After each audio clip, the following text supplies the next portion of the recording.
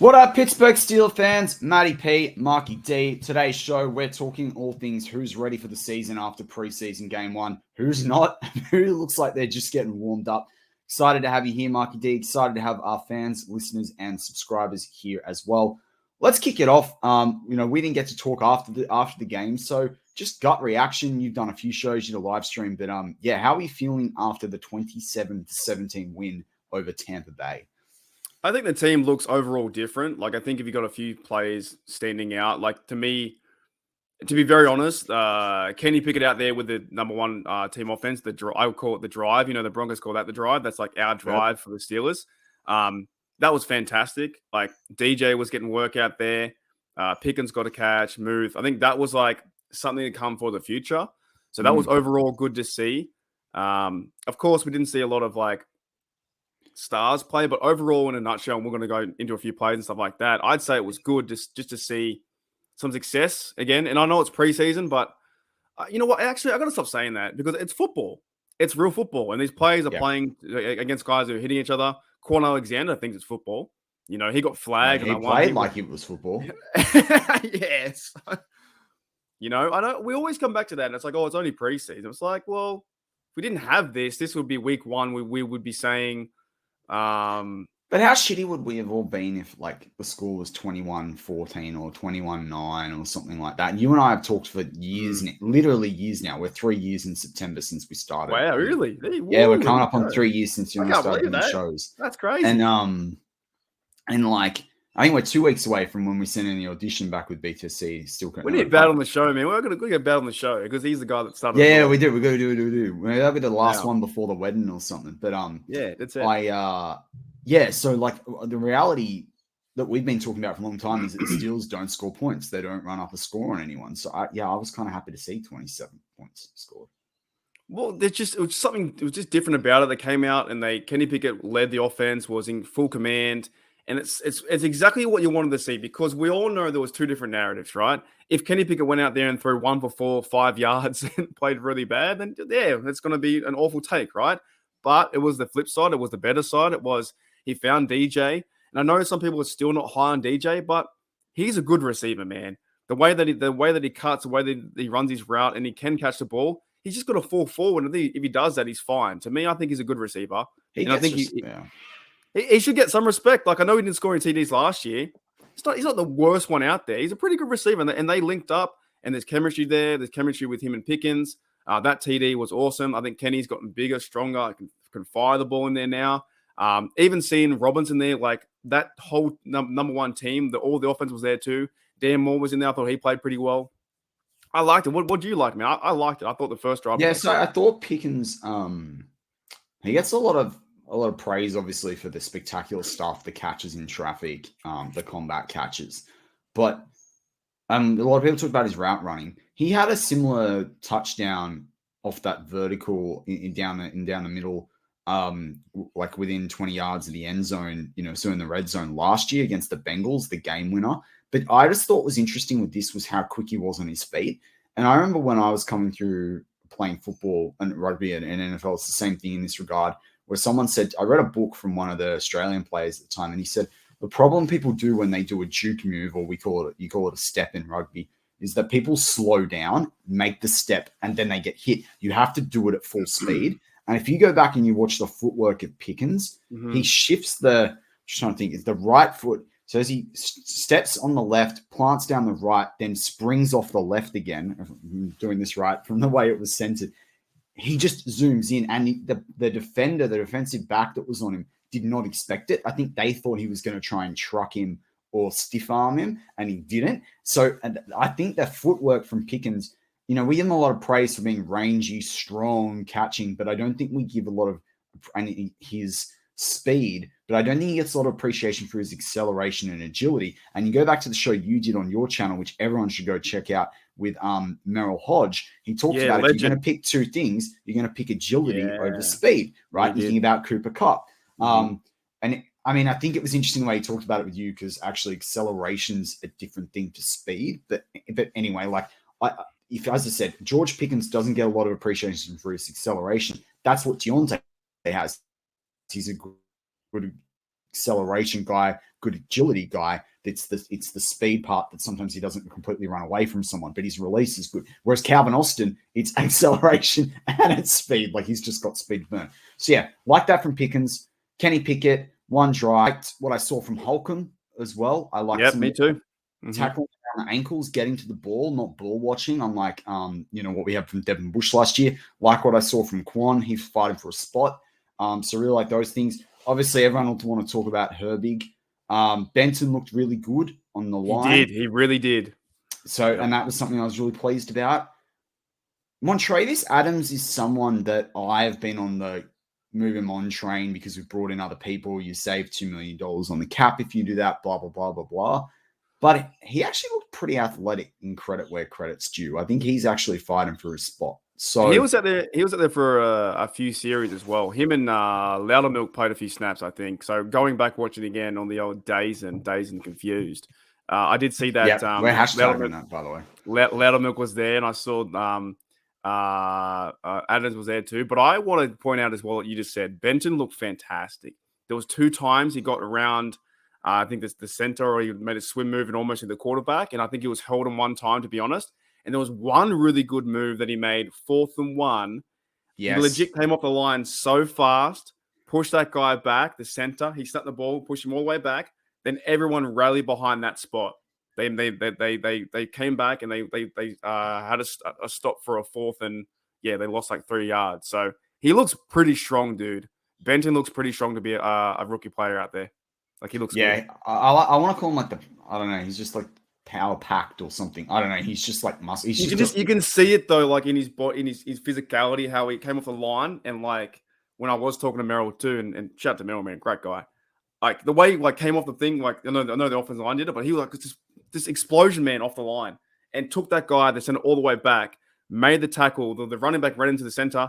Next minute, 1 second, goes past and everything changes like that. So if Benton can do that, and that kind of shows me like his physicality shows me he wants to be there and wants to play and wants to be great. Do you know what I mean? Like I got that sense from him. I'd love to know as well next time we speak. I think I'll come to the show knowing what he's paying to be rookie of the year, because, and I know that's going to sound a ridiculous thing to say after one preseason game, but if he got 3 or 4 sacks on the interior this year, he was close to 2. Right. And you think about Aaron Donald.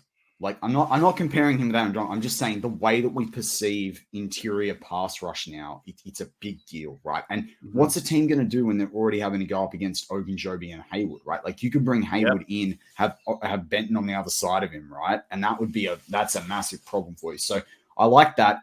I wanted to see a bit more running back. I talked about on this channel in the 3 things. I talked about versatility in the run game, and we saw that, and that's great. I kind of wanted to see one running back take the Bulls by the horns. But in fairness to them, I don't think that's what the coaching staff were looking for. I think the coaching staff were trying to get a lot of variety. You know why we didn't see it, though? We didn't see it because Kenny Pickett was just firing down the field 7 for 8.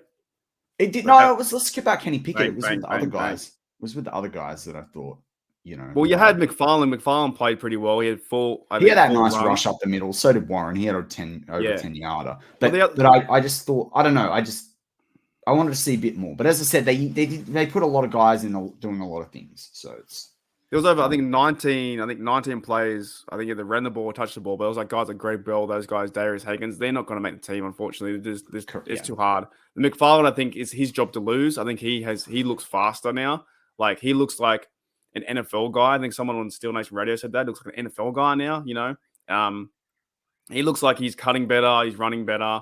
So that's what I said. I wrote down in my notes that the games has slowed down for him, if that makes sense. So he's gotten quicker too. He's gotten like quicker. But that's what I mean. I think he's understanding how quickly it all happens now, and I think that's what I mean. Like the time and space is a lot slower. What were the other things that I liked? Elijah Riley and Shandon Sullivan, I think, of locks for the defensive backs. And I remember you saying it live on air when I went back. I saw that. I am still not a fan of James Pierre. I think he did some atrocious all day, man. All day. I know that so you and I record this at Monday, our lunchtime.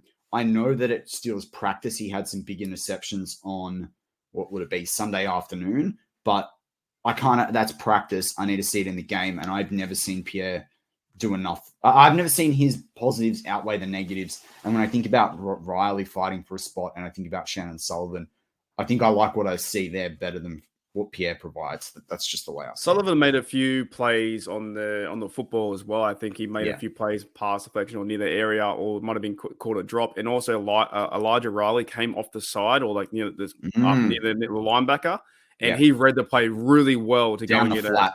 Down the flat to get I think a tackle for a loss. So those guys, they look like, when they were like the backup to the backups, those guys stood out, like the Sullivans, the Rileys.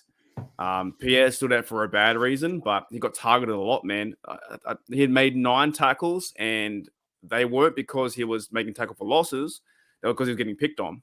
So, but the secondary wasn't really there, really. There's no Karzine, there's no Levi played a little bit, no JPJ. So the secondary was pretty stretched, to be honest. But that's the only real negative I saw most. That's probably the storyline coming out of the game is JPJ. I want to go to the other guys that didn't look good, but or that aren't ready. We'll say that anyway. JPJ, I didn't pick up that he trained or not. He might have a niggling injury here. He's a pretty athletic guy. I think he played today, though. I'm pretty sure he was playing today in the training camp. So it might just be a thing that he missed the first one. I would assume he's going to play versus the Bills. I think he's had to play some snaps versus the Bills. You'd say so. Same. You'd hope so. I think it's a problem. I think that's what I'm saying. It's a problem if he doesn't play. I think he's at risk of not starting the season. I mean, you and I have talked about this whole what's a starter, what's not a starter. What about guys that weren't ready? I'll give you a name and I want to get your opinion. You actually said him before. Loudermilk. I was really unimpressed with a lot of stuff I saw from Loudermilk. I heard Mike Tomlin asked, I'm pretty sure Mike Tomlin was asked about it in his press conference, and they were talking about things that Loudermilk does.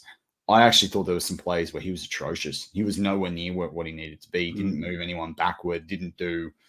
I didn't like it, actually. The other one I would say that he improved, he was almost on my list, was James Daniels at the start of Kenny's drive. Like, he left a little bit to be desired, but he got better as the drive progressed, so I kind of crossed that out. But, yeah, the one player that I definitely stood out to me as not playing well was Loudermilk and Roche. Roche didn't do anything. Roche couldn't get... kind of think back to the pass rush that was Herbig or even Marcus Golden made some good plays. Yeah, Mark Golden did play well, actually. Yeah, and you look at the other guys like Roche, it's a massive difference. It's like they just missed the snap. Like that 1 second earlier snap around the ball and then Herbig's in the backfield, whereas when Roche does it, and I'm not a football guy, I'm just a fan, but when I see that, I'm like, he's missing something. Something's not as fire as Herbig. And he didn't really stand out too much, Roche. He's a guy that could be, well, you didn't turn up and you might be cut because I would rather especially with Perales, right? A lot of people say Perales won't make it. I think Perales will make the practice squad.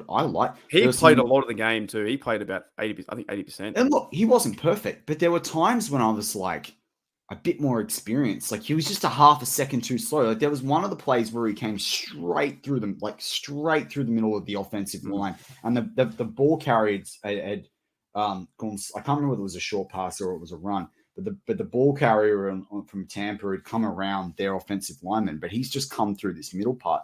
And I was just like, jeepers, like literally 0.2, 0.3, 0.4 of a second faster. He would have been there. That would have been a massive stop in the backfield. Like, I think a bit more experience, and Perales has been doing well at camp. I'm not saying he's going to make the 53, but maybe he's that developmental guy, the 5th pass rusher on the practice squad. That can be very helpful late in the season. He was chasing down to one of the quarterbacks. I think it was a second away. If he was a little bit faster, maybe he took a better angle, he might have had a sack because he was chasing around. So the quarterback, it might have been Baker. I don't know who it was. He kind of juked him and then ran to the outside. So he was out there a lot, though. I think he was out there a lot. Leal was there a lot, and Adams and Leal looked good. I thought Leal looked good. Yeah, well, Leal was next to bloody Benton. Anyone looks good next to Benton. But Leal was like the second or the third quarter. I remember a play. I think it was one where Herbig made a tackle down the flat, and Leal was at the foot. Like Leal was only like half a second off the pace, and I just remember seeing him where he was lined up, and the fact that he got all the way there so quickly. I was like, that's difficult for a guy that's like 280, 290 pounds to move that fast laterally across the field. Like that's That's not a mean feat. You know what's crazy though? I think next week we'll get a better understanding because they pretty much everyone watched the Buccaneers cast, and I was getting fed up with that. To be very honest, Yeah. that's why I'm a bit like I feel like there's something missing that I didn't see this week because we got the Buccaneers cast and Rondé Barber showing his jersey. I'm like, don't show me that. Show me who's on the field, please. Show me where they're standing, who's who. Yeah. And they only ever talked about the Buccaneers because that's their local thing. So I'm keen to see our guys talk about our Pittsburgh Steelers and find That's just out bad who. broadcasters though as well, because like if you ever listen to Bucky Brooks when he does the Jaguars one, he always talks about the other team. Like they have to talk about the home team more, but he does talk about the other. But or you do it in context. You say this is how good the Steelers defense is, so this is what the Jags offensive line has to do. At least that would be good. And you know what? Weekend, half the commentary wasn't even commentary. It was just talking about nothing. Yes, it was pretty bad because it was pretty much like the Steelers won that game. Like they were making all the big plays, doing everything. And we couldn't hear anything about it. Like we couldn't hear anything. Like the Herbert get a sack, and you just be like, "Well, next time." They were on about something with the Calvin Austin touchdown, and they had to say after he scored and celebrated. Oh, back to the game. Calvin Austin scored a touchdown. If you go back and watch it, that's what happened. Yeah, it was pretty hard to watch, and it's hard enough to watch on DAZN, but like seriously, you know what I don't like about some of this. I'm going a bit of a tangent. But what I don't like about when I see the crowd, and then you know when I want to see the players break the huddle and then line up because then it gives me time to think about where the players are standing and what formations. Because at this time of year, we want to figure out the formations and where they're coming and like even where the players are coming from safety. But what they do is in the preseason games, they scan the field for all the fans and stuff like that. And then I'm like, no, show me the play, dude. Show me the play. Yeah. Because we even I don't trust we're going to get any All-22 either. Because last year they didn't do the All-22 till the season. And then with all the crap with DAZN, we're lucky enough to get the game. Yeah, exactly. So anyone else that you thought didn't look ready? I'll tell you who didn't look ready. And it's not a huge no, I'll say, man, Jordan Bird didn't look ready. I'm sorry. That to me wasn't the guy that was running back anything when the kickoff returns or punt returns. Now, of course, you know what? In saying that, okay, I'll put the teams didn't look ready for returning. They never gave him a chance. He tried to run it back, but there's never really any blocking schemes like that. And of course, it might have been the punter on the other side doing a really good job. But that didn't seem like there was any explosion, any chance to even run the ball back. It was just like run 5 yards. And sometimes, actually, he would have been better off doing a fair catch because he was running into 4 or 5 guys, Buccaneers, that wanted to kill him. If you go back and watch that, every time he runs into that's him, true. I mean, I think toward the end of the game, you're like the guys on special teams are guys that some of them don't even usually play special teams, right? Like, or they haven't in the past. So I know what you mean. It was going nowhere real fast. I'll tell you what though, Mitch Trubisky. Oh, bad.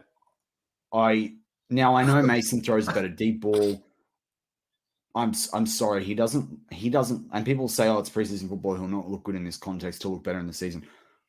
I'm sorry. I talked about 3 things in that show. If anyone missed it, three takeaways. He is not ready. He's barely a 2A, I think, and Mason Rudolph is more looking like a 2B than a 3A, and that's a problem for Trubisky. I'm sorry. You know what it is? I don't see it. I don't see it. Trubisky doesn't look comfortable. I don't think I've ever seen him comfortable in a Steelers uniform. Every single play, there was one, and you'll remember this one. It was third and 4, and I wish we could show the visuals, but we can't. 3rd and 4, right, at the goal line. Yeah. And you remember this one?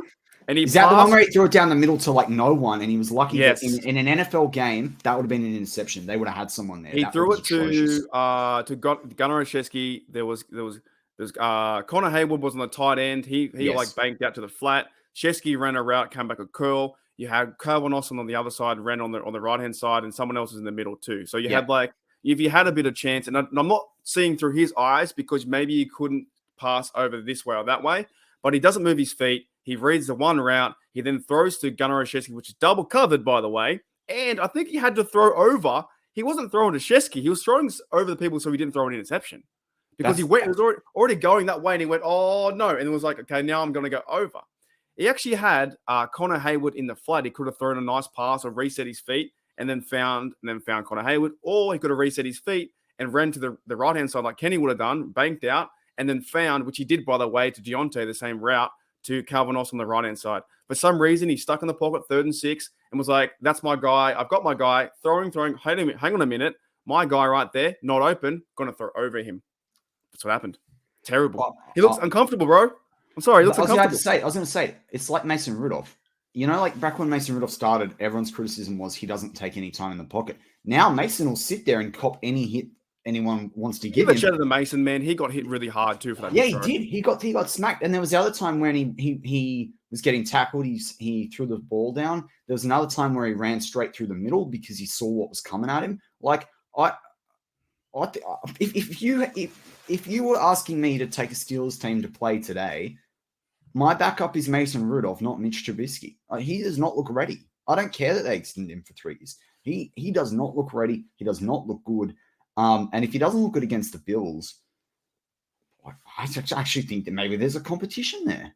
There should be some form of a competition. Look, I'm going back to even the data from last year that I think Rudolph probably should have been the backup, and they didn't even need to go and get Trubisky, right? And then you have Rudolph there as backup, and then you go and draft someone that could have been an idea. But now we have Trubisky's number 2. But to me, it doesn't make any sense. It doesn't make any sense from that standpoint for Trubisky to be so bad in preseason, as Matty might be frozen. Hopefully he comes back. For Trubisky Trubisky be so bad that we went 1-4. He also got intercepted too. Now I think that was Cody White's problem too. That Cody White, when he kind of volleyballed the ball and there was a little bit underthrown. Trubisky to me, man, it doesn't look comfortable at all. It just doesn't. He just doesn't like a veteran guy should be carving these people up.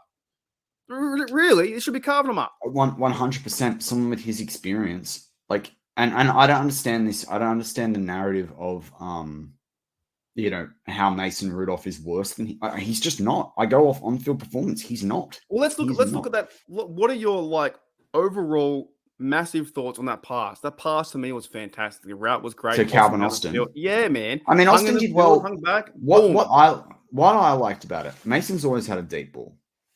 Mason's always had a bit of push on his passes. People have caned his arm strength. I actually think otherwise. But what he did is I like to say the words, it's a thing I learned in rugby, but put the ball in space. He put the ball where Calvin Austin needed to go, but he obviously has done a lot of work with Calvin Austin because of where Calvin Austin's taking reps. But Calvin Austin has such a fast release. Mason knew if he put it out there, Calvin Austin would get there. And I think that shows a lot of another way to describe it is there's touch on the pass, right? I've heard people in the NFL talk about it like that. He has really good touch on the pass. Now, look, yeah, Mason has his struggles closer to the line of scrimmage, of course. But if, as I said, behind the first team O-line in a game today, I was going to say I'm that. picking Mason Rudolph. Especially because he took on with a shit O-line. He took on the Ravens, got knocked out. He took on the Browns. He actually was playing well that season before BJ Finney stuffed him up. He's had to deal with worse infrastructure around him, and he's done almost enough. That game against Detroit where it was a draw, obviously there was the fumble. It was a bad weather game. He found out at the last minute that he was playing, all these different things. But again, I still think that's better than Mitch Trubisky. I just do. Until I see something on the field that I think is better. What has Trubisky done to convince the fans that he should be number 2? That's probably the reality right now. Besides the friendship with Kenny, I don't really see what he's actually done because I think he looks. Remember I said this 6 months ago? Remember I said it's funny the chemistry between the two. It's Mitch is hitching his wagon to Kenny. I'm the guy that backs up Kenny. Put it this way. I was thinking about this when I was walking my dog this morning with Mitch. When you've got Kenny, when we had Ben, we had backups in Landry Jones and Charlie Batch, right? And Mike Vick, right? You thought if they go in to win a game, if they had to go in today, there's enough around them, they can win the game or they can hold the score tight. Steelers can rely on other people. Whereas when Mitch gets on the field, I'm just worried he's going to throw an interception or he's going to fumble the ball, right? I have more confidence in Mason Rudolph than I do Mitch Trubisky. I just do. And I did last year, and I do even more so this year. I actually think Mitch has gotten worse. Do you think, though, now from a Steelers view, do you think there's actually a competition, though? Not a fan view. Will the Steelers actually make it a competition and say he's going to be number 2? It's not a competition right now. It'll be competition after next week if it's not good. So if he's not very good. Yeah. So you think they would bite the bullet and say that Trubisky won't be number 2 and there's a chance now for Rudolph to be 2? They're not going to, I don't think they're going to say it outwardly, but if Mitch has to take the field in the first couple of games for whatever reason, Oh boy. and it's not good, then I think. Didn't Rudolph have a massive pass too to Pickens last year as well, and the fans will still getting on him? I don't understand the Rudolph hate. There's just always going to be. I've gotten used to it. Even any Steelers podcast person, you and I, Chris Carter, who else? We've all gotten used to the fact that there are just people out there that hate him. They just are. I don't know why. I just don't get it. He's never had a fair chance. Yet he's throwing bombs to Calvin Austin, and he threw a bomb to Pickens, and then there was still hate for him. So I just never understood that. Yeah, exactly. Exactly. Well, anyone else you want to cover off before we wrap up this week's show? My mate, number 46, didn't play, which is unfortunate. So, you know what I found interesting, though? The Chris Boswell, and there's a bit of an idea behind this. Chris Boswell, Corns didn't play, and the punter didn't play, has Harvin, right? I think also kickoff return to Austin. I think they'll give him chances before they were showing Bird a chance, the kicker a chance, which he won't make it, but they were showing those guys a bit of a chance first, show them if they can have the ability first, and then they'll bring in Harvin this week. I think they'll play him to see the difference, right? Yeah, to give him a full game. So don't worry about them not snapping the ball together. They're like, hey, you three sit this round. We'll play you guys next week for the first, and then show us what you can do. Because they've got tape on those guys. They haven't got tape on the other guys. But overall, I think the game was good. I think it's good to see physicality back now. But I would like to see, like quarterback terms, I want to see them have a safety net if something does happen. Knock on wood, doesn't, but it doesn't feel like that. We have some guys with veteran experience, but Trubisky should be going out there and carving these teams up like other guys do as a backup. Like he's 8 years in the league, and he's still on the back foot, still reading plays wrong and throwing footballs. And I wish, you know what, if they change it, I hope that Rudolph gets a spot to get number 2. I really do. I don't know, but other than that, man, I was pretty happy with everything. That's it, man. I was pretty happy. Well, let's see what we've got in week 2. Lots of narratives, lots of stories and lines. Hope you guys all like the show. Let us know your thoughts in the comments. And if you haven't subbed, hit that sub button. You'll get all our content straight to you, notifications, lives, the works. With that, I'm Matty P with Marky D. Go Steelers. Here we go.